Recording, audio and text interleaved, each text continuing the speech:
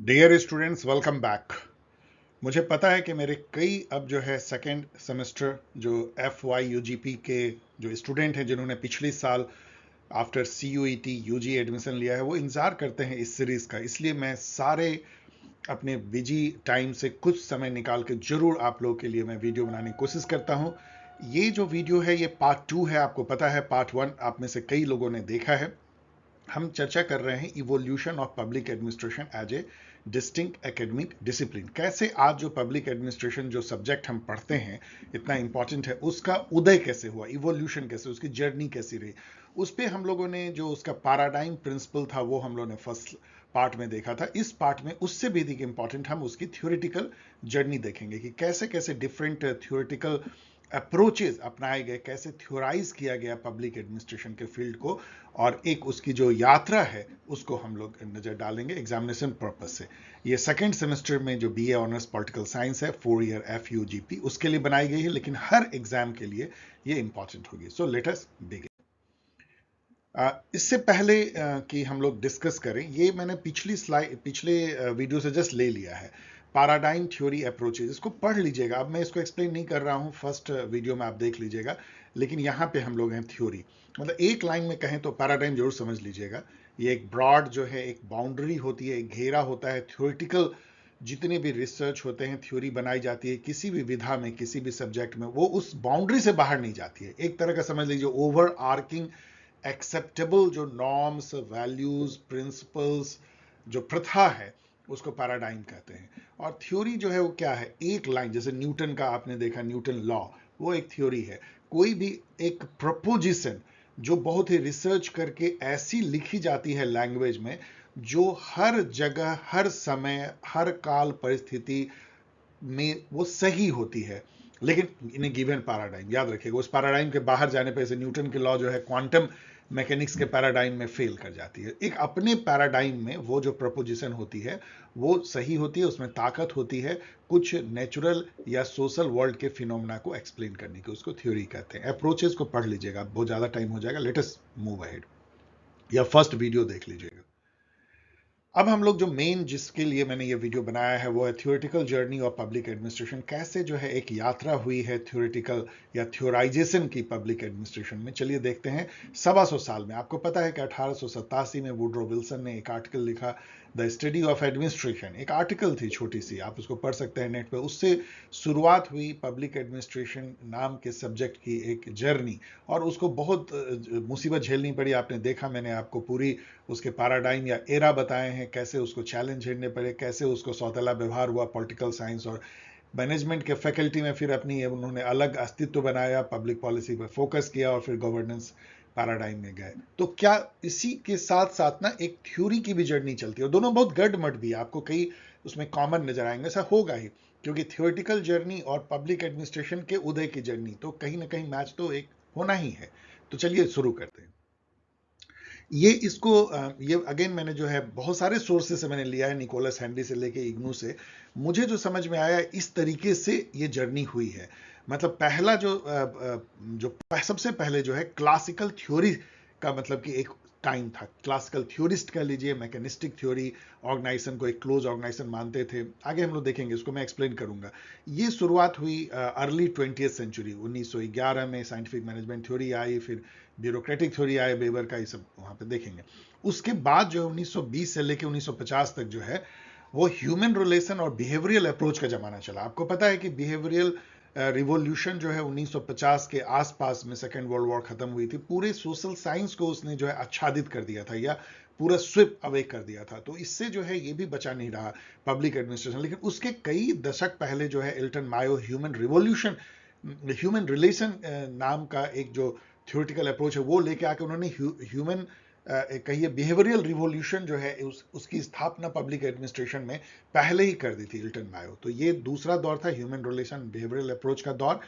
फिर थर्ड दौर जो है वो पोस्ट बिहेवियरल अप्रोच का था, जब वो जो बहाव था बिहेवियरलिज्म का, जब वो थमा। क्या था ये तो आगे आपको मैं एक्सप्लेन करूंगा।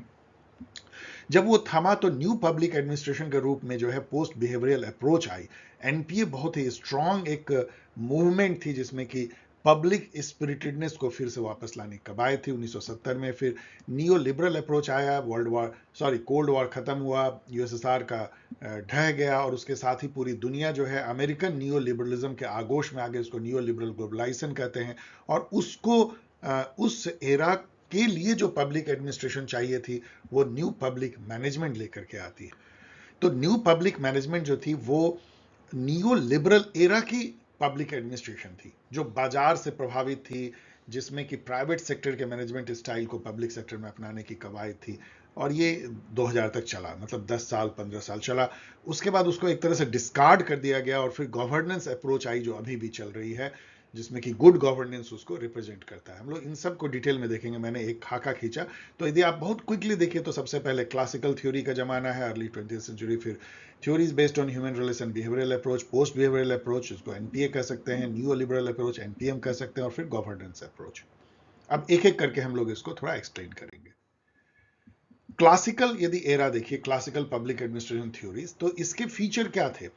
इसमें ऑर्गेनाइजेशन को, मान लीजिए एक ऑर्गेनाइजेशन है, ये ट्रायंगल से दिखाते हैं, तो इसको माना जाता था कि ये क्लोज्ड है, मतलब ये अपना जो इन्वायरमेंट है ना, जो इसका लार्जर जो सोसाइटल इन्वायरमेंट है, उससे बिल्कुल इसका कोई नाता नहीं है, एकदम लोहे के दरवाजे से बंद है, कोई बाहर से कोई नाता नहीं है। इसका मतलब क्या है कि ऑर्गेनाइजेशन को उसके परिवेश से अलग जो है पूरी तरह एक मशीन की तरह कंट्रोल किया जा सकता है, इसलिए उसको मैकेनिस्टिक मॉडल ऑफ ऑर्गेनाइजेशन कहते हैं। और ऑर्गेनाइजेशन को बिल्कुल ना एक साइंटिफिक प्रिंसिपल पे, जैसे नेचुरल साइंस का न्यूटन लॉ होता है, उसी तरह से एडमिनिस्ट्रेशन का साइंस डेवलप किया जा सकता है, जो टेलर ने कहा। हर जॉब का एक साइंस डेवलप किया जा सकता है, हर टूल एंड जो इंप्लीमेंट है या इक्विपमेंट है उसका एक साइंस डेवलप किया जा सकता है, बेस्ट वे में हर काम को किया जा सकता है। इवन कैसे एक वर्कर काम करता है, उसका कैसे रिलेशन है उसके मैनेजर, इन सबको साइंटिफिकली जो है डिटरमिन किया जा सकता है, फिक्स किया जा सकता है, और उससे जो है प्रोडक्टिविटी काफी बढ़ाई जा सकती है। तो इनका विश्वास था इस पीरियड के थिंकर का, थ्योरिटिशियन का, कि एक universal science and principles of administration बनाया जा सकता है नेचुरल साइंस के जैसा, जो देश काल समय की सीमा से परे होगा और कहीं भी वो एप्लीकेबल होगा। अमेरिका में भले डेवलप हो, इंडियन एडमिनिस्ट्रेशन में भी लागू होगा, और वो प्राइवेट पब्लिक हर तरह के ऑर्गेनाइजेशन में लागू होगा। ऐसा नहीं केवल पब्लिक सेक्टर में लागू होगा, किसी भी ऑर्गेनाइजेशन में वो प्रिंसिपल जो है लागू होगा। वर्कर को यहाँ पे जो है एक रैशनल इकोनॉमिक मैन देखा जाता था, जो ऑलवेज अपना यूटिलिटी को मैक्सिमाइज करना चाहता है, जो सबसे अधिक इकोनॉमिक इंसेंटिव से मोटिवेट होता है, उसको अधिक पैसा दोगे अधिक काम करेगा, अपना उसको फायदा होगा तो कुछ भी करेगा, ऐसा माना जाता था। मैन को एक मशीन की तरह ट्रीट किया गया, मतलब कि तुम उसको अच्छे से सेलेक्ट करो, ट्रेनिंग दो, उसको इकोनॉमिक इंसेंटिव दो, काम करने का तरीका बता दो, एकदम कैसे हाथ बढ़ाना है, कैसे टूल पकड़ना है, तो मशीन की तरह वो जो है अधिक से अधिक प्रोडक्टिविटी ले सकते हो। और हर काम को स्टैंडर्डाइज किया सकता है, मतलब कि टूल से लेके, इक्विपमेंट से लेके, हथियार से लेके, काम करने के तरीके को लेके, सब कुछ को जो है एकदम साइंटिफिक वे में जो बेस्ट हो सकता है उसको स्टैंडर्ड बना दो, और सबको स्टैंडर्ड सिखा दो, और वही स्टैंडर्ड जो है पूरे जगह फैला दो, मतलब जनरलाइज कर दो स्टैंडर्डाइजेशन को। तो इकोनॉमिक इंसेंटिव, ये सब इसके फीचर थे। अब इसमें थिंकर्स देखेंगे, देखिए ये बहुत डिटेल में नहीं है, इस पर तो आगे आपको और थ्योरी पढ़ाई जाएगी, यहाँ पे जस्ट एग्जाम के लिए, इससे अधिक आपको जरूरत नहीं है। देखिए रिप्रेजेंटेटिव थ्योरी एंड थिंकर्स जो क्लासिकल एरा के थे, सबसे बड़े जो महंत इसके थे वो टेलर थे, फेडरिक टेलर। तो साइंटिफिक मैनेजमेंट थ्योरी 1900, मैंने बुक भी दे दिया है, साइंटिफिक मैनेजमेंट थ्योरी 1911 में लेके आते हैं। उसमें ये सब बातें जितनी मैंने कही है वो उसी से, उसके फीचर इसमें सारे थे। फिर फायोल जो है, हेनरी फायोल, वो भी इसके सेकंड सबसे बड़े गुरु थे। उन्होंने एक बुक लिखी थी general and industrial management, of course ये जर्मन लैंग्वेज में थी। उसमें उन्होंने 14 प्रिंसिपल्स ऑफ मैनेजमेंट दिया, जो कि प्राइवेट पब्लिक हर जगह जो है, जैसे unity of command and unity of direction, hierarchy and all, ये सब चीजें उन्होंने दिया था। आप पढ़ सकते हैं, आगे आपको पढ़ना भी होगा। देन उतने ही बड़े जो है गुलिक, लुथार गुलिक एंड उर्विक, दोनों मिलकर काम करते थे। उन्होंने एक तरह का कंपाइलेशन किया साइंस ऑफ एडमिनिस्ट्रेशन का, उसका उन्होंने नाम दिया बुक का papers on science of administration 1937 में। उसमें उन्होंने पॉज्ड कॉर्प जो एक्रोनेम है, planning, organising, staffing, directing, coordinating, reporting, budgeting, मतलब इसका जो भी काम एक ऑर्गेनाइजेशन में हो सकता है, मैनेजरियल वर्क, उसको उन्होंने जो है एक एक्रोनेम बनाया, पोस्ट कॉर्प, और ये इतना फेमस हो गया कि ये क्या है, और इसी से ऑर्गेनाइजेशन को डिफाइन किया। इसके अलावा उन्होंने 4P प्रिंसिपल भी गुलिक ने दिया, वो आप पढ़ेंगे। तो ब्यूरोक्रेटिक थ्योरी जो है वो नेक्स्ट बहुत बड़ा एक क्लासिकल थ्योरी थी मैक्स वेबर की। मैक्स वेबर ने ये अपना जो थ्योरी था ब्यूरोक्रेटिक इकोनॉमी एंड सोसाइटी 1921 में बुक में दिया था। उनका ये कहना था कि कोई भी ऑर्गेनाइजेशन यदि कॉम्प्लेक्स होगा और मॉडर्न जमाने में होगा तो वो ब्यूरोक्रेटिक ही होगा, मतलब कि उसको ब्यूरोक्रेसी ही चलाएगी। उनका कहना था कि ब्यूरोक्रेसी बेस्ट वे है किसी भी ऑर्गेनाइजेशन को मैनेज करने के लिए। और ब्यूरोक्रेसी को उन्होंने डिफाइन किया था कि वो इसमें स्पेशलाइजेशन होता है, डिवीजन ऑफ वर्क होती है, पर्सनल कोई नाता नहीं होता, इम्पर्सनल होता है, कैरियर ओरिएंटेशन होता है, मेरिट पे सिलेक्शन होता है, और वहाँ पे रैशनल लीगल अथॉरिटी होती है। अथॉरिटी जो है वो इस बेसिस पे होती है कि वो ऑफ आदमी या ब्यूरोक्रेट कितना जो है वो दक्ष है उसके उस काम में, ना कि वो किस खानदान से आता है या उसमें क्या करिश्मा है। मतलब ट्रेडिशनल और करिश्मेटिक लीडरशिप को उन्होंने नकारा। रैशनल लीगल लीडरशिप या अथॉरिटी के बेसिस पे जो मैनेजमेंट होती है उसको उन्होंने ब्यूरोक्रेसी कहा, और उन्होंने कहा कि bureaucracy is the best way. मैं दूसरी बार कह रहा हूँ, मैक्स वेबर। देन विलोक बाय ने जो है, ये भी बहुत फेमस ऑथर थे, थिंकर थे, इन्होंने एक बुक ही लिख दिया, प्रिंसिपल्स ऑफ पब्लिक एडमिनिस्ट्रेशन 1927 में। तो ये सब जो है रिप्रेजेंटेटिव थ्योरीज एंड थिंकर्स हैं क्लासिकल एरा के। क्लासिकल एरा आप लोग इतना यदि आप लिख देते हैं एग्जाम में तो काफी है इस थ्योरेटिकल जर्नी में। अब आइए हम लोग देखते हैं जो सेकंड, जो human relation and behavioural approach. जैसा मैंने कहा कि एल्टन मायो इसके एक तरह से जनक थे।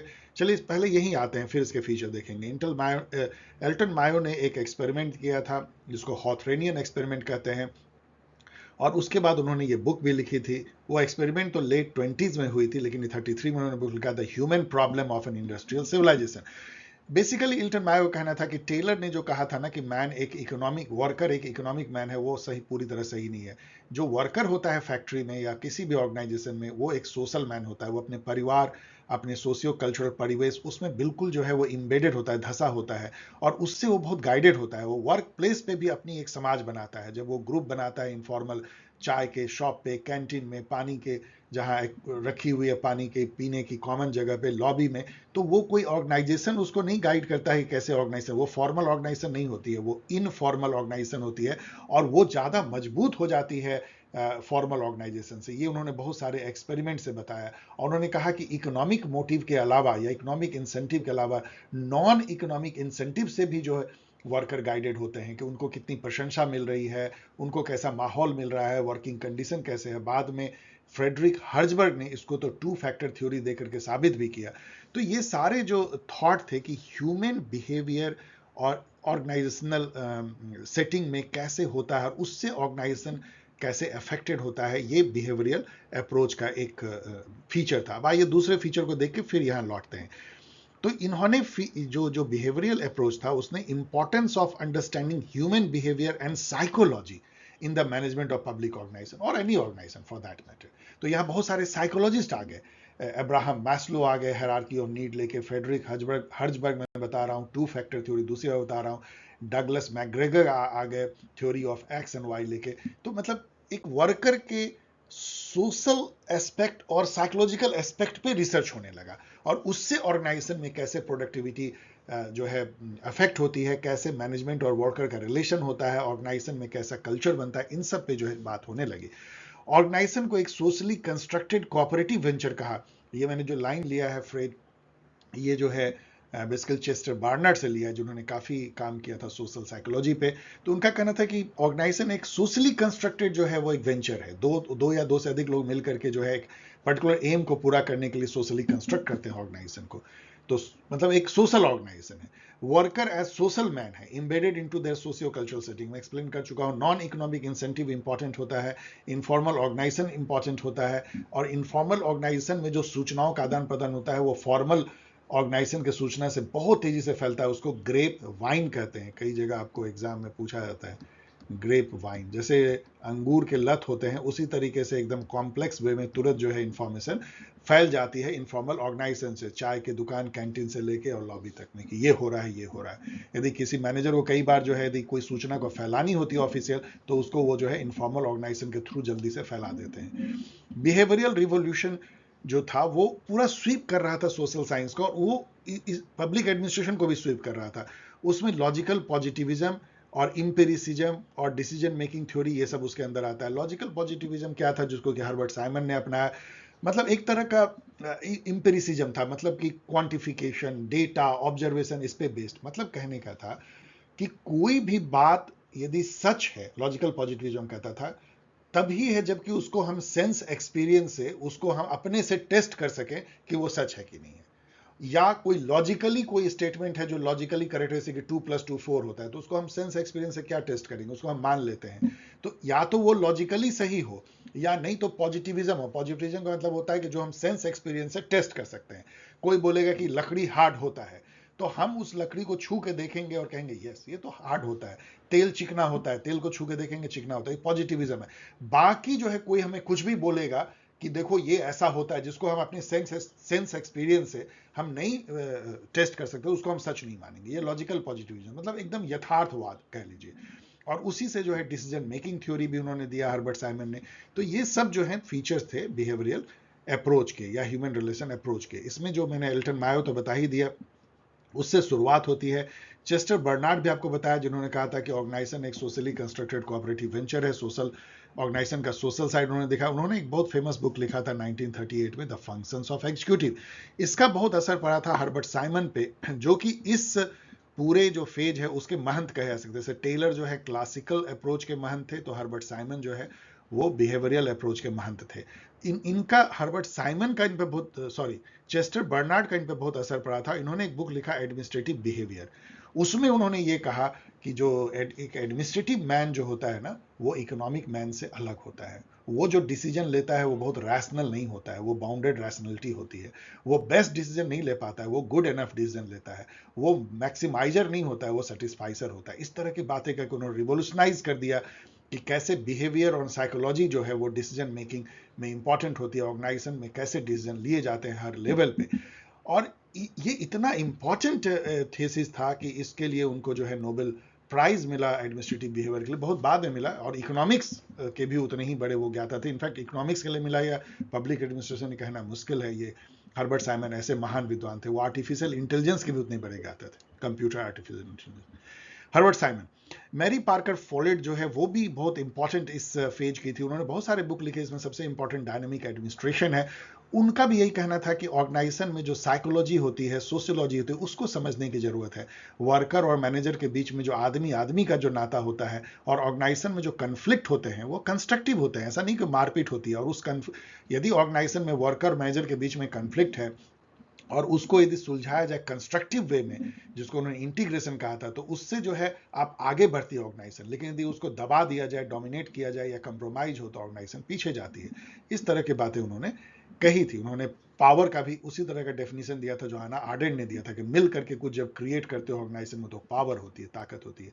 आपको मैंने हर्सबर्ग बता ही दिया, 2 फैक्टर थ्योरी मैं यहाँ एक्सप्लेन नहीं कर रहा हूँ, आप नेट पे जाके पढ़ सकते हैं, आगे आपको बहुत एक्सप्लेनेशन मिलेगी इसकी। And human side of enterprise, Douglas McGregor. यहाँ पे मैंने मास्लो को छोड़ दिया, वो भी आप याद कर सकते हैं, हायरार्की ऑफ नीड, इस तरह का उन्होंने दिया था। इसको भी एक्सप्लेन नहीं कर रहा हूँ।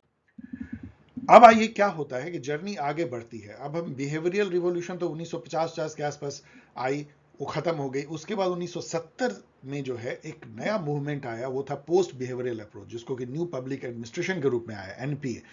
अब इसके फीचर क्या थे? अब यहाँ पे आया कि देखो, पब्लिक एडमिनिस्ट्रेशन ना लॉजिकल पॉजिटिविज्म के चलते जो है बहुत एक तरह का वैल्यू न्यूट्रल हो गया है। मतलब कि वैल्यू उसमें नहीं बची है, पब्लिकनेस नहीं बची है, वो एकदम मैकेनिस्टिक हो गया है, वो इम्पर्सनल हो गया है, जनता से कट गया है, और जनता को वो ना गाइड भी नहीं कर रहा है। तो उसको वैल्यू को एक बार फिर से वापस लाने की कब आई थी, पब्लिक स्पिरिटेडनेस को वापस लाने कब आई थी, पब्लिक एडमिनिस्ट्रेशन में जो पब्लिक है वो उसको वापस लाने कब आई थी, न्यू पब्लिक एडमिनिस्ट्रेशन की। तो इसको जो उस समय में क्या हो रहा था ना, पूरी वेस्टर्न वर्ल्ड में वेलफेयर स्टेट की परिकल्पना आ रही थी। मैरिड कैनेस जो है, कैनेसियन, उन्होंने इकोनॉमी की प्रस्तावना की थी, कि इकोनॉमिस्ट थे।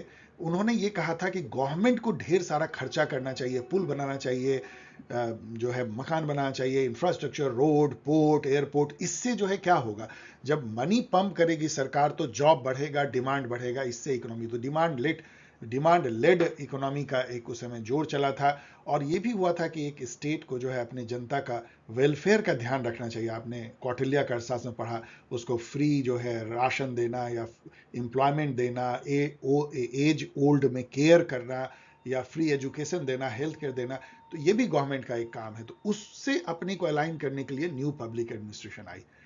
उसके जो आप समझ सकते हैं उसके क्या रहेंगे, उसमें सोशल इक्विटी का विचार आया, वैल्यू होना चाहिए। वैल्यू मतलब कि आप वैल्यू से कट के नहीं रह सकते हैं, समाज की क्या वैल्यू है, पॉलिटिकल वैल्यू क्या है, उसके अनुसार से अलाइन होना चाहिए पब्लिक एडमिनिस्ट्रेशन, और रिलिवेंट होना चाहिए अपने समय से, और चेंज ओरिएंटेड होना चाहिए, स्टेटस कोइस्ट नहीं होना चाहिए।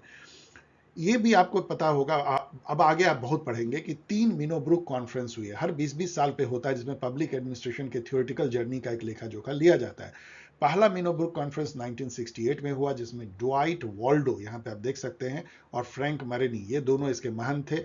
इन लोगों ने गाइड किया था न्यू पब्लिक एडमिनिस्ट्रेशन मूवमेंट को, और फर्स्ट मिनोब्रुक कॉन्फ्रेंस में ये सारी बातें आई कि पब्लिक एडमिनिस्ट्रेशन को ज़्यादा पब्लिक एंड वैल्यू ओरिएंटेड बनाना है, चेंज करना है, उसको ज़्यादा रिलेवेंट बनाना है, चेंज ओरिएंटेड बनाना है, सोशल इक्विटी का भी ध्यान रखना है, और वेलफेयर स्टेट के परिकल्पना से उसको अलाइन करना है।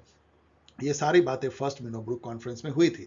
सेकंड मिनोब्रुक कॉन्फ्रेंस का जिक्र आगे आएगा, जिसमें कि न्यू पब्लिक मैनेजमेंट उभर करके आता है, और थर्ड मिनोब्रुक कॉन्फ्रेंस 2008 में हुई। आपको पता है, मैंने बताया 20-20 साल पे होती है, जिसमें कि गुड गवर्नेंस का कॉन्सेप्ट उभर करके आया। अब जो अगला होगा 2028 में होगी, उसमें देखिए क्या होता है। अब इसमें जो और यहाँ पे उन्होंने जो है पॉलिटिक्स एडमिनिस्ट्रेशन डायकोटमी को भी डाइल्यूट कर दिया। आपको हमने बताया है ना कि पॉलिटिक्स एडमिनिस्ट्रेशन डायकोटमी क्या होती थी, कि जो विड्रो विल्सन, फ्रैंक गुडनॉन दोनों ने कहा था, मतलब ये कि जो पब्लिक पॉलिसी बनाने का काम पॉलिटिकल लीडर्स का होना चाहिए, जो इलेक्टेड होते हैं, जनता की जो विल होती है, स्टेट का विल, उसके अनुसार से पब्लिक पॉलिसी वो बनाए, और पब्लिक एडमिनिस्ट्रेटर का काम है कि सिंपली उसको टेक्नोक्रेटिक प्रोफेशनल एक्सपर्टाइज वे में उसको इंप्लीमेंट करे पब्लिक पॉलिसी को। ये जो डायकोटमी थी, इसको जो है न्यू पब्लिक एडमिनिस्ट्रेशन ने नकार दिया। अब इसके जो रिप्रेजेंटेटिव थ्योरी थिंकर थे, वो तो ड्वाइट वॉल्डो, फ्रैंक मैनी, मैंने बता ही दिया। ये सब बुक देख लीजिएगा, ये बुक बहुत इंपॉर्टेंट है, हर एग्जाम में आती है, towards a new public administration, the Minnowbrook perspective. इसी से एनपीए मूवमेंट उभर के सामने आया। ड्वाइट वॉल्डो ने जो है लिखा द एडमिनिस्ट्रेटिव स्टेट, बहुत ही फेमस बुक है, जिसमें कि ये सब बातें लिखी हुई थी जो यहाँ पे आप दिखता है। और ये भी उन्होंने लिखा बाद में, public administration in time of turbulence, तो ये इससे जो है न्यू पब्लिक एडमिनिस्ट्रेशन का सीधा नाता है। अब जो है ये जर्नी और आगे बढ़ती है। NPA NPA give way to NPM. अब लगभग 20 साल के बाद 1988-88 आते हुए, जब पूरी दुनिया करवट ले रही थी, ग्लोबलाइजेशन हो रहा था, कोल्ड वॉर खत्म हो रहा था, नियो लिबरल जो फेज था इकोनॉमी का वो हर जगह छा रहा था, तो उससे अपने को अलाइन करने के लिए पब्लिक एडमिनिस्ट्रेशन ने भी अपना चोला बदल डाला। अब उसने भी मार्केट का चोला ओढ़ लिया। क्या किया? It was an attempt to tune public administration to neo liberal economic system, उस समय का जो था। अब केनेसियन इकोनॉमी को डस्टबिन में डाल दिया गया, फेडरिक हयाक आ गए, ये सप्लाई साइड इकोनॉमी था, एकदम उल्टा। वो डिमांड लेड ग्रोथ था, ये सप्लाई साइड मैनेजमेंट था। इसमें कहा गया कि नहीं, सरकार को कम से कम खर्चा करना चाहिए, फिस्कल जो है डेफिसिट कम से कम होना चाहिए। यदि सरकार कम खर्चा करेगी तो क्या होगा कि डेफिसिट कम होगा, मतलब बजट में जो इनकम और एक्सपेंडिचर का जो गैप है वो कम होगा। उससे क्या होगा? इंटरेस्ट लो होगा। इंटरेस्ट लो होगा तो क्या होगा? बिजनेसेस को लो रेट पे जो है लोन मिलेगी, उससे क्या होगा? बिजनेस बढ़ेंगे। जब बिजनेस बढ़ेगा तो खूब सारा जो है सामान बाजार में सस्ते रेट पे आएगा, उससे क्या होगी? डिमांड बढ़ेगी, लोग जो है खुशहाल रहेंगे। ये एक पूरा उल्टी जो है पद्धति बताएगी। इसमें यह भी कहा गया कि मार्केट को आगे आने दो, स्टेट को पीछे कर दो, और ग्लोबलाइज करो, प्राइवेटाइज करो, लिबरलाइज करो। और पूरी दुनिया में ऐसा हुआ। रेगन थैचर तो इसके गुरु बन गए, जबकि वो पॉलिटिशियन थे। वो नियो लिबरल ग्लोबलाइजेशन के एक तरह से महंत बन गए। और इन सब से पब्लिक एडमिनिस्ट्रेशन ने अपने को ट्यून करने के लिए नाम दिया न्यू पब्लिक मैनेजमेंट, एनपीएम। तो अब यहाँ पे क्या था कि बिजनेस लाइक प्रैक्टिस जो है वो पब्लिक एडमिनिस्ट्रेशन में अपनाओ, market based reform public organisation में करो, पब्लिक सेक्टर को लगभग प्राइवेट सेक्टर जैसा जो है मैनेज करने लगो। जो यहाँ के ब्यूरोक्रेट हो वो एंटरप्रेन्योर की तरह बिहेव करे, जैसे कि अपना कंपनी चला रहे हैं, प्रॉफिट मोटिव हो जाए।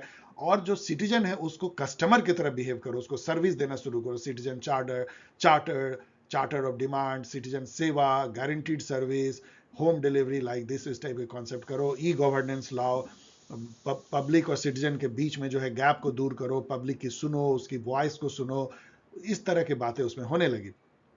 ये जो है सबसे पहले ये 1980 में यूके में आया। उसके बाद वहाँ तो थैचर थी, उन्होंने जो कि हयाक जो इकोनॉमिस्ट थे और एक तरह के लिबर्टेरियन थे, उन पर उनका बहुत असर था। इनफैक्ट हयाक ने उनको पढ़ाया हुआ था, फेडरिक हयाक ने।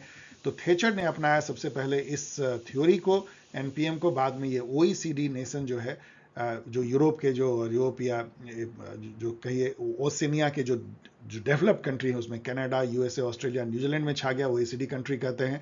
उसके बाद जो है इंडिया और अदर जो डेवलपिंग नेशन ने भी इसको अपना लिया कि बहुत अच्छा है।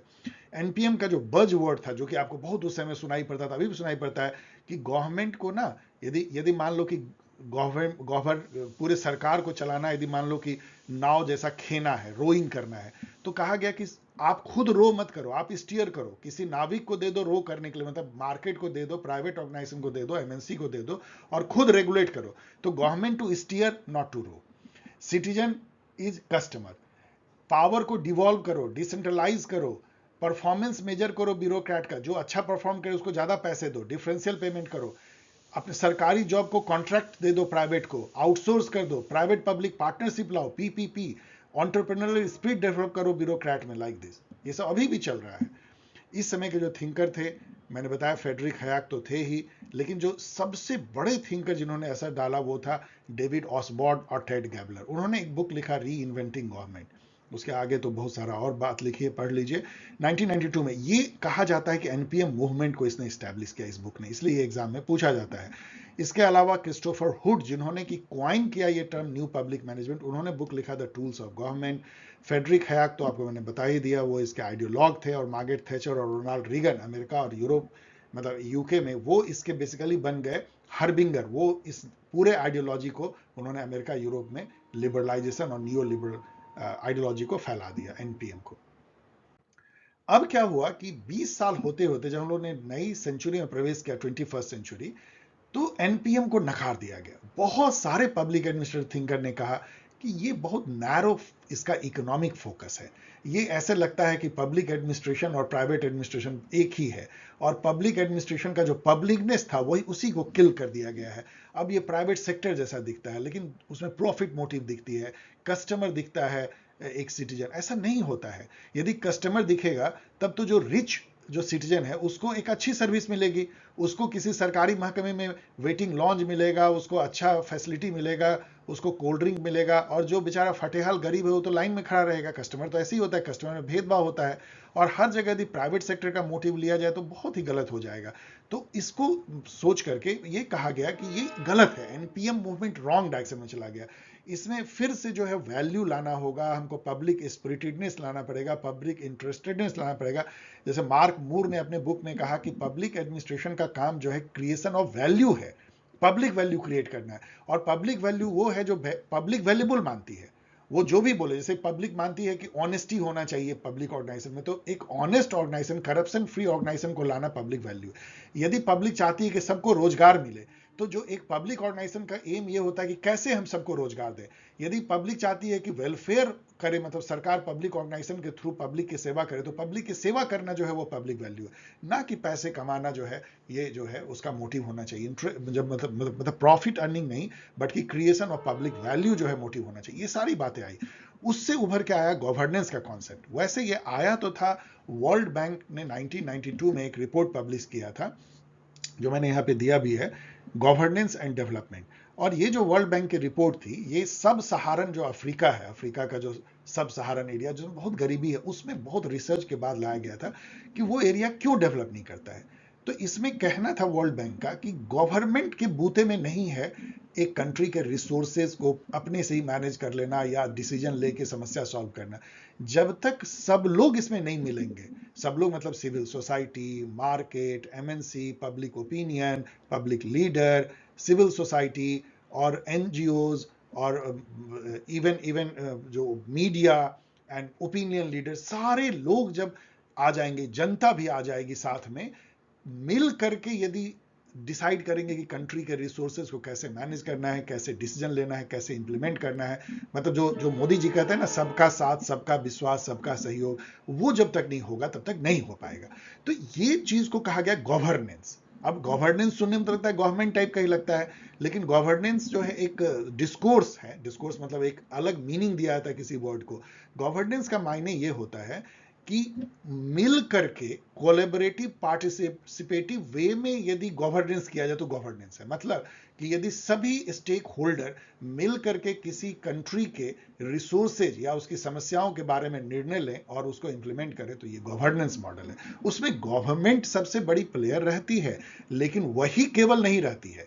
इनफैक्ट गवर्नमेंट जो है वो सभी स्टेक होल्डर को जुटाती है, उससे सलाह लेती है। जैसे मान लीजिए पेंडेमिक आ गया, तो उसने मीडिया को भी बुलाया, एमएनसी को बुलाया, प्राइवेट सेक्टर को बुलाया, बड़े बड़े डॉक्टर्स को बुलाया और सबको कहा भाई कैसे इसको सॉल्व करना है। सब ने मिलकर जो सलाह दिया उसके बेसिस पे जो है वैक्सीन बनी, उसको डिस्ट्रीब्यूट हुआ, वैक्सीनेशन लगे, पॉलिसी बनी और इंप्लीमेंट किया गया। इसको कहा जाता है गवर्नेंस। तो ये मॉडल जो है वो कहा गया कि ये बेटर है। गवर्नमेंट पे यदि हम केवल छोड़ देंगे तो इसका मतलब क्या है कि पब्लिक एडमिनिस्ट्रेशन अब पार्टिसिपेटिव होना चाहिए, उसमें पीपुल का पार्टिसिपेशन होना चाहिए, उसको मीडिया का पार्टिसिपेशन होना चाहिए, उसको सुनना चाहिए, उसमें मार्केट का पार्टिसिपेशन होना चाहिए, सब मिलके जो है पब्लिक एडमिनिस्ट्रेशन को हेल्प करे। तो ये 21st सेंचुरी में उभर के आया। यहां फोकस गवर्नेंस पे था, ना कि गवर्नमेंट। एक नारा दिया गया, minimum government maximum governance, India में भी दिया गया 2014 में। आपको पता है इसका मायने यही होता है कि गवर्नमेंट कम से कम अपने को एजर्ट करेगी और गवर्नेंस मॉडल को आगे लाएगी, मतलब मिल के डिसीजन लिया जाएगा। केवल सरकार ही नहीं डिसीजन लेगी, इंप्लीमेंट करेगी, बल्कि सब लोग डिसीजन मिल के लेंगे और इंप्लीमेंट करेंगे। तो इसमें collaboration, partnership, network form of government, जहां गवर्नमेंट प्राइवेट से भी नेटवर्क होती है, बाजार से नेटवर्क होती है, सिविल सोसाइटी से नेटवर्क होती है, उसके थ्रू पब्लिक अफेयर का मैनेजमेंट किया जाए, जहां पे कि स्टेक होल्डर इंगेजमेंट हो, पार्टिसिपेशन हो। और इसमें जो है एक और आई थी एक थॉट जिसको न्यू पब्लिक सर्विस कहा गया था, डेन हार्ट लेके आए थे, यहाँ पे मैंने दिया है। वो भी इसको हेल्प किया था गवर्नेंस अप्रोच को। उनका कहना था कि पब्लिक जो ऑर्गेनाइजेशन है वो सेवा के लिए है, वो रूल करने के लिए नहीं है, ना ही वो प्रॉफिट कमाने के लिए, ना ही वो बाजार के हित के लिए है। तो उसमें न्यू पब्लिक सर्विस कॉन्सेप्ट लेकर के आए। उनका कहना था कि स्टीयर नहीं, जो जो एनपीएम कहता है ना steer, government should steer not row, कहता है नो स्टीयरिंग, सर्व करो नॉट स्टीयरिंग, आपको स्टीयरिंग नहीं करो, सेवा करो आप। देन गुड गवर्नेंस जो है ये सब कल्मिनेशन है। गवर्नेंस अच्छा यदि हो तो गुड गवर्नेंस है। तो ऑफ कोर्स उसमें क्या होगा, पार्टिसिपेशन होगा, कोलैबोरेशन होगा, ट्रांसपेरेंट होगा, रूल ऑफ लॉ होगा, रिस्पॉन्सिव होगा, जनता जो चाहेगी पब्लिक एडमिनिस्ट्रेशन वो करेगा, अकाउंटेबल होगा, जनता को सीधा, जनता को जवाबदेह होगा, सोशल इक्विटी को ध्यान रखेगा, मतलब प्रोपोर्शनल इक्वलिटी जो अरिस्टोटल कहते हैं। एक आदमी जो जिसके टांग एक हैं और जिसको दोनों टांग है, दोनों को बराबर पब्लिक एडमिनिस्ट्रेशन ट्रीट नहीं कर सकता है, आपको उसको पॉजिटिवली डिस्क्रिमिनेट करना पड़ेगा। यही सोशल इक्विटी है। इंक्लूसिव होना चाहिए, ये नहीं कि देश तरक्की कर रहा है और कुछ लोग भूखों मर रहे हैं, 5G आ रही हो, कुछ लोगों को 1G भी नहीं है, ये इंक्लूसिवनेस नहीं है। Multi stakeholder model of governance होना चाहिए। ये सब गुड गवर्नेंस के फीचर है 8। अब यहाँ पे मैंने जो जो इसके थ्योरी एंड थिंकर है उसमें वर्ल्ड बैंक की रिपोर्ट तो मैंने बताई दी, कई एग्जाम में पूछा जाता है। डियर स्टूडेंट, इन सब में जो मैं आपको कहता हूँ कई एग्जाम में पूछा जाता है, तो ये उन स्टूडेंट के लिए है जो कि पीजीईटी या यूजीसी नेट दे रहे हैं या कोई भी कम्पिटिटिव एग्जाम दे रहे हो। और आपको भी 2 साल बाद जो है जब कम्पिटिटिव एग्जाम देना होगा तो आपको याद आएगा कि सर ने तो उस समय ये सब बता दिया था। The new public service serving not steering 2003 में डैन हार्ट ने लिखा। थर्ड मिनोब्रुक कॉन्फ्रेंस जैसा मैंने बताया वो 2008 में हुई थी। यहाँ पे मैं आपको बता दूं कि सेकंड मिनोब्रुक कॉन्फ्रेंस जो 1988 में हुई थी उससे जो है उभर करके एनपीएम आया था, शायद मैंने उसको एक्सप्लेन नहीं किया। थर्ड मिनोब्रुक कॉन्फ्रेंस इसको कि एक तरह से कोऑर्डिनेट किया था रोजमरी और लेरी ने, ये भी एग्जाम में पूछा जाता है। इसमें जो है गुड गवर्नेंस का उदय एक तरह से हुआ। और यहाँ पे जो ये सब बुक भी जो है ऑसबोर्न ने फिर एक बुक लिखा द न्यू पब्लिक गवर्नेंस, अब ये गवर्नेंस मॉडल पे लिख रहे हैं, and the future of public administration around the world, ये जो है मिनोब्रुक पर्सपेक्टिव, रोजमरी और लेरी जो कि गुड गवर्नेंस पर्सपेक्टिव को लाता है। अब यहाँ पे जो है थोड़ा सा हट करके हम लोग कुछ और जो थ्योरेटिकल स्ट्रीम जो इधर उधर बहुत इंपॉर्टेंट वे में, अब इसको कहाँ पे फिट करेंगे वो मैंने दे दिया है टाइमलाइन। देखिए क्या है, एक तो इकोलॉजिकल अप्रोच बहुत तेजी से आया, ये 60 और 70 के जमाने में आया था। इसमें क्या कहा गया, एकदम उल्टी बात कही गई। जो क्लोज मॉडल ऑफ ऑर्गेनाइजेशन था, ये मान लीजिए ऑर्गेनाइजेशन है, ये इसका लार्जर इन्वायरमेंट है, सोसाइटी जिसमें रहती है, government, audit, rule, regulation and all, civil society. ये कहा गया कि इस लार्जर जो सोसाइटी और उसके जो सोशियो कल्चरल कॉन्टेक्स्ट हैं या उसके जो ट्रेडिशंस हैं, प्रथा है, सोसाइटी में जो चीजें मान्यता जड़ पकड़ ली है हजारों साल में, उससे पब्लिक एडमिनिस्ट्रेशन अछूता नहीं रहता है। पब्लिक एडमिनिस्ट्रेशन लगातार जो है सामंजस्य स्थापित करता है अपने एनवायरमेंट के साथ में, और जैसा सोसाइटी होगा उसी का प्रतिरूप जो है पब्लिक एडमिनिस्ट्रेशन होता है। जैसे उन्होंने बताया कि इंडिया या थाईलैंड, फिलीपींस जैसे सोसाइटी में जहां की पब्लिक एडमिनिस्ट्रेशन जो है वो वेस्टर्न वर्ल्ड से थोप दिया गया, लेकिन वहाँ की जो सोसाइटी है वो ट्रेडिशनल है और वो हजारों साल से अलग तरीके से रूल करती रही है। तो वहाँ पे क्या होगा कि आप यदि किसी ब्यूरोक्रेट के पास जाओगे, आप बोलोगे साहब कानून तो ये है, तो आपको घूर के देखेगा। मैं एक एग्जांपल दे रहा हूँ, बोलेगा अच्छा मुझे कानून सिखा रहे हो, तो मतलब, और वो अपने अपने तरीके से आपको डील करेगा जो कि कानून से एकदम बिल्कुल हट के हो सकता है। तो you show me the face I show you the rule type का। तो इसको ये कहा जाता है क्योंकि वो ब्यूरोक्रेट जो है ना, वो अपने सामाजिक सोशल मैन है, अपने सामाजिक अपने परिवेश से वो इम्बेडेड है। वो कह रहा है मैं तो रूल कर रहा हूं, मैं तो शासक हूं, मुझे रूल बताने वाले तुम कौन होते हो, मैं रूल का इंटरप्रेट जैसे होगा वैसे करूंगा। तो ये इस तरीके से जो है समाज का एक प्रतिरूप बन जाता है पब्लिक एडमिनिस्ट्रेशन भी। इसको इकोलॉजिकल अप्रोच में उभारा गया कि कैसे इकोलॉजी जो है पब्लिक एडमिनिस्ट्रेशन की वो इफेक्ट करता है। इसके सबसे बड़े जो पुरोधा थे या गुरु थे या प्रोपोनेंट थे वो फ्रेड रिग्स थे, जो कि कंपैरेटिव पब्लिक एडमिनिस्ट्रेशन के भी जो है फादर कहे जाते हैं। अगेन कॉम्पिटिटिव एग्जाम में पूछा जाता है। तो फ्रेड रिग ने एक बुक लिखा था इकोलॉजी ऑफ पब्लिक एडमिनिस्ट्रेशन, और उन्होंने इंडिया समेत कई डेवलपिंग वर्ल्ड का स्टडी किया, और ये डेवलपिंग वर्ल्ड के लिए ये थ्योरी लाई गई थी कि डेवलपिंग जो कंट्री है उसमें वेस्टर्न नोशन से पब्लिक एडमिनिस्ट्रेशन नहीं चलेगा। आप वहां पे जो थ्योरी डेवलप करते हो इंडिया में नहीं चलेगा, यहाँ अलग तरीके से पब्लिक एडमिनिस्ट्रेशन की थ्योराइज करनी पड़ेगी। ये सब मैंने आपको बता दिया। यहाँ स्ट्रक्चर फंक्शनल अप्रोच को अपनाया गया था। इसका मायने ये होता है कि इसमें ये तो आया तो दूसरे सोशल साइंस से है, सोशियोलॉजी से आया है। टैलकट पार्सन एक बहुत बड़े सोशोलॉजिस्ट थे, उन्होंने फंक्शनलिज्म दिया था। बेसिकली ये कहा था कि किसी भी समाज में बहुत सारे फंक्शन करने जरूरी होते हैं उस समाज को जिंदा बनाए रखने के लिए, लेकिन उस हर फंक्शन के लिए एक स्ट्रक्चर होता है। स्ट्रक्चर का मतलब होता है पैटर्न सोशल रिलेशन या बिहेवियर जो पैटर्न हो गए हजारों सालों में या सैकड़ों सालों में। ऑर्गेनाइजेशन भी एक जो है वो स्ट्रक्चर है, स्कूल एक स्ट्रक्चर है, यूनिवर्सिटी एक स्ट्रक्चर है, हॉस्पिटल सिस्टम एक स्ट्रक्चर है, सरकार भी एक स्ट्रक्चर है। तो ये हर स्ट्रक्चर एक फंक्शन करता है। जैसे आप देखोगे कि स्कूल जो है एजुकेशन का फंक्शन कर रहा है, यूनिवर्सिटी भी जो है हायर एजुकेशन का फंक्शन कर रहा है, जो हॉस्पिटल है वो मेडिकल का फंक्शन कर रहा है, लाइक दिस। तो स्ट्रक्चरल फंक्शनल अप्रोच में ये देखा जाता है कि किसी भी सोसाइटी में कौन से स्ट्रक्चर है और वो कौन से फंक्शन कर रहे हैं, इस बेसिस पे रिसर्च किया जाता है। एक तरह का सिस्टम अप्रोच भी है। इसके जो अदर थिंकर थे, रॉबर्ट डहल थे, जॉन मरियम गॉस थे, रॉबर्ट किंग मेर्टन थे, जो कि एक तरह से सोशियोलॉजिस्ट थे। इसमें सोशियोलॉजिस्ट और पॉलिटिकल साइंटिस्ट बहुत मिलते जुलते हैं। देन पब्लिक चॉइस अप्रोच जो है वो एक दूसरा था, जिसमें ये कहा जाता है, अगेन ये इकोनॉमिक्स का बहुत असर दिखता है। इसमें कहा जाता है कि इकोनॉमिक इंसेंटिव और मार्केट लाइक मैकेनिज्म जो है वो शेप करता है पब्लिक पॉलिसी डिसीजन को।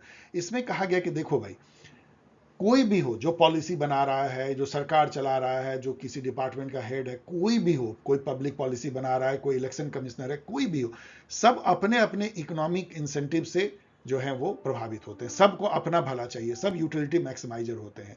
तो इसीलिए हमें ऐसा ऑर्गेनाइजेशनल रूल रेगुलेशन बनाना चाहिए सॉरी, कि भले ही सभी जो उसमें डिसीजन मेकर है, जो पॉलिसी बना रहे हैं, वो अपने ही मोटिव से, अपने ही इंटरेस्ट से गाइडेड हो रहे हैं, फिर भी सब मिल करके एक ऐसा पॉलिसी बनाए जो पब्लिक के भले के लिए हो। तो पब्लिक चॉइस अप्रोच इसको कहते हैं। इसमें थिंकर जो है जेम्स एंड बुकानन हैं, आप पढ़ सकते हैं, केनिथ एरो हैं, और एंथोनी डाउन्स को तो जरूर आप याद कीजिएगा। देन एक और धारा चली थी 1950-60 में डेवलपिंग कंट्री के लिए, वो था डेवलपमेंट एडमिनिस्ट्रेशन। इसमें कहा गया कि एडमिनिस्ट्रेशन का काम केवल लॉ एंड ऑर्डर करना, रेवेन्यू वसूलना नहीं है, बल्कि प्रोजेक्ट इंप्लीमेंट करना, सड़क बनवाना, एयरपोर्ट बनवाना, जनता को जो है डेवलपमेंट के थ्रू जो है ऊपर ले जाना। तो विकास युक्त जो एडमिनिस्ट्रेशन होगा एक अलग ही हुआ। इसके चलते इंडिया में देखिए कि ब्लॉक डेवलपमेंट ऑफिसर खुले, डिस्ट्रिक्ट डेवलपमेंट ऑफिसर खुला, डेवलपमेंट प्रोजेक्ट का कॉन्सेप्ट आया, और डेवलपमेंट कितना आप समझिए कि अभी भी राजनीति में आता है विकास विकास विकास। इसके जो थिंकर्स थे वो एडवर्ड वेडनर थे, उसको फादर ऑफ डेवलपमेंट एडमिनिस्ट्रेशन कहा था। फ्रेड रिग्स भी बहुत बड़े, यहाँ से यहाँ भी इनको देखते हैं, जोसेफ पैलम्बोरा एंड मार्टिन लैंडो। तो एनीवेज, तो ये जो है इसको आप एग्जाम में छोड़ भी सकते हैं, यदि आपको हिम्मत हो तो इसको भी घुसा सकते हैं। इस तरीके से एक जो है एक थ्योरेटिकल जर्नी मैंने आपको खाका खींचा, बहुत हड़बड़ी में और बहुत डिटेल में नहीं, लेकिन बहुत सारी बातें मैंने कही। उसको स्लो स्लो करके भी सुन सकते हैं, और बाद में तो बहुत फास्ट फास्ट करके 4-5 बार सुन लीजिएगा, तो आपको मोर देन एनफ एक एग्जाम के लिए भी हो जाएगा, और आगे जो आपको मैं बताऊंगा उसके लिए प्राइमर का भी काम करेगा। डियर स्टूडेंट, ये सब जो है रेफरेंसेज हैं, मैंने बहुत सारा और लिया है, लेकिन मैंने इसमें कम लिखा है। जो सबसे इंपॉर्टेंट है आप भी इसको रेफर कर सकते हैं। ये मैं हमेशा देता हूं कि ये सबको एक बार फिर से याद कर लीजिए। यही लोग हैं जिन्होंने कि सबसे ज्यादा, वैसे तो बहुत सारे का नाम मैंने लिया है, लेकिन वुडरो विल्सन को आप नहीं भूल सकते हैं, जो कि अमेरिका के राष्ट्रपति भी बने थे। इन्होंने 1887 में एक आर्टिकल लिखा स्टडी ऑफ एडमिनिस्ट्रेशन, उससे ही पब्लिक एडमिनिस्ट्रेशन के पढ़ाई की शुरुआत हुई। लेकिन इन्होंने जो है एक तरह से पॉलिटिक्स एडमिनिस्ट्रेशन का डायकोटमी की भी शुरुआत कर दी। ये हैं गुलिक और ये हैं उर्विक, जिन्होंने पोस्ट कॉर्प दिया था और paper on science of administration लिखा था। इसके अलावा ये हैं महान टेलर, जिन्होंने कि साइंटिफिक मैनेजमेंट थ्योरी इन्हीं से ज्ञान दिया। ये हैं महान हर्बर्ट साइमन, या शायद मुझे लगता है कुछ मैंने गलत कर दिया है इसको, मुझे तो लग रहा है कि ये साइमन है और ये वेबर है, देख लीजिएगा। तो ये हर्बर्ट साइमन है, फोटो देख लीजिएगा। हर्बर्ट साइमन जिन्होंने कि डिसीजन मेकिंग थ्योरी दिया, एडमिनिस्ट्रेटिव बिहेवियर दिया, बाउंडेड रैशनैलिटी, सेटिस्फाइसिंग, ये सब का कॉन्सेप्ट दिया। और मैक्स वेबर जिन्होंने ब्यूरोक्रेसी की थ्योरी दी, जो ग्रेट अभी भी जिससे हम लोग सब गाइडेड होते हैं। Okay dear student, thanks for watching and I am happy कि आपका मैंने ये एक तरह से पूरा यूनिट ही खत्म कर दिया, यूनिट 1 इन पब्लिक एडमिनिस्ट्रेशन। और जैसा आपने रिक्वेस्ट किया है, अब मैं जाऊंगा कंपैरेटिव पॉलिटिक्स के यूनिट 1 पे, फिर इंटरनेशनल रिलेशन। इस तरीके से हम लोग कोशिश करेंगे इन चीज़ों को ख़त्म करने की। वैसे मैं आपको बता दूं कि आप पुराने वीडियोस भी देख सकते हैं, बहुत सारे पुराने वीडियो जो हैं 3rd सेमेस्टर के पुराने वाले, वो आपको यहाँ पे पूरे के पूरे एज इट इज़ यूज हो जाएंगे। फिर भी मैं उसको थोड़ा बहुत चेंज करके आपको जल्दी जल्दी में लाने की कोशिश भी करूंगा। ये सब बिल्कुल नया था, इसलिए मैं इसको नए रूप में ला रहा हूं। यदि आपको वीडियो पसंद आया हो तो प्लीज शेयर करें, लाइक करें, सब्सक्राइब करें और कमेंट करें। और यदि आप मेरे पुराने स्टूडेंट, तो यहाँ से आप जो है एग्जाम गाइड, सेमेस्टर एग्जाम के लिए जो बेस्ट रिसोर्स है वो डाउनलोड कर सकते हैं नॉमिनल कॉस्ट पे, और इस तरीके से आप मुझसे जुड़ सकते हैं। कृपया ऐसे ही केवल सवाल पूछे जो एक लाइन में जवाब जिसका दिया जा सके। ओके, थैंक्स, मिलेंगे बहुत जल्द, बाय, गुड विशेस।